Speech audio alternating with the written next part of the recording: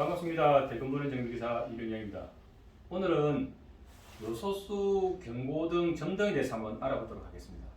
우리가 요소수는 말 그대로 질소 배기가스 종류인 질소 산화물을 질소와 물로 환원시켜주는 그러한 물질입니다.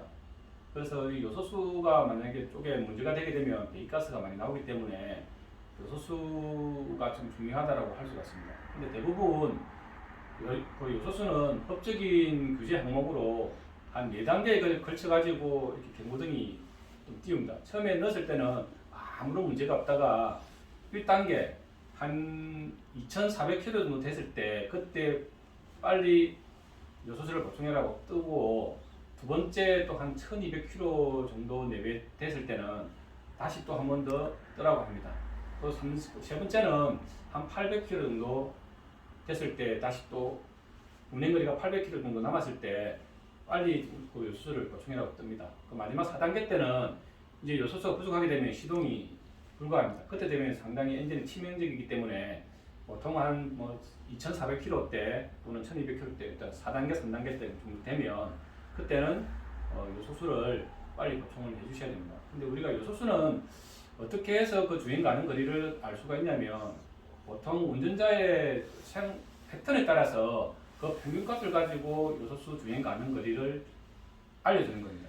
근데 여기서 이제 문제점이 어떤 문제점이 있냐면은, 보통 요즘에는 그 디젤 차, 특히나 또 RV 차들이 많기 때문에 그 장거리 이제 캠핑을 또 많이 다니거나 이렇게 할 수가 있습니다. 그리고 이제 그렇게 하다 보니까 그 캠핑을 하다 보면은 또 그냥 장치를 또 많이 쓰다 보면은 시동을 걸어 놓는 상태가 많이 될 수가 있는데, 이 공회전 시간이 길어지면 길어질수록 요소수에 있는 들어가서 이렇게 소모되는 그 학습량 값이 상당히 높아지게 됩니다.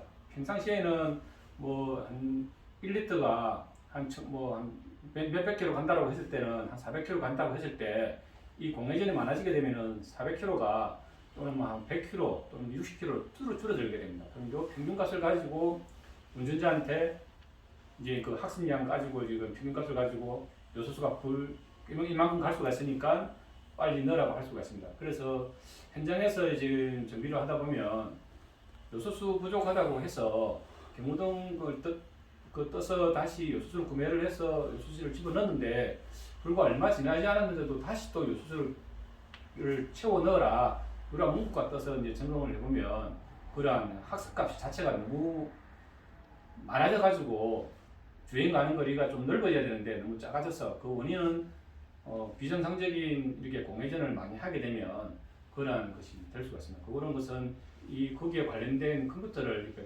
다시 세팅시켜주게 되면 문제가 없는 걸로 되어 있습니다. 그래서 혹시라도 내 차가 지금 보면 평상시보다도 요소수 경고등을 요소수를 빨리 보충해라고 한다라고 하면 그러한 것들도 한번 점검해 볼 수는 있고, 그리고 지금 우리 요소수 같은 경우에는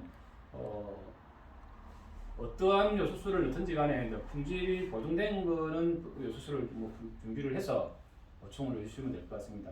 그래서 오늘 이야기는 일단은 요소수가 상당히 중요하기 때문에, 요소수 경고등 드는 것은 운전자 패턴에 따라서 그 평균값을 가지고 요소수 소모량을 알려준다라는 것, 거기에 따라 가지고 운전자 학습량에 따라서 요소수 주행 가는 거리도 좀 달라진다라는 것도 말씀드리고, 그리고 마지막으로 과거에 이제 요소수는 1리터에 보통 한 400km 갔다라고 하면, 요즘에 나오는 차들은 배기가스 부지가 너무 심해져서 과거보다는 조금 더 줄어듭니다. 과거에 1리터에 한 400km 갔으면 지금은 1리터에 한 300km 정도 간다라고 생각해 주시면 될 것 같습니다. 그래서 요소수 경고등이 뜨면 바로바로 얼마 하지 않으니까 바로바로 점검을 해서 보충을 해주시기를 바라면서 언제나 안전하고 행복한 운행 되시길 바라겠습니다. 감사합니다.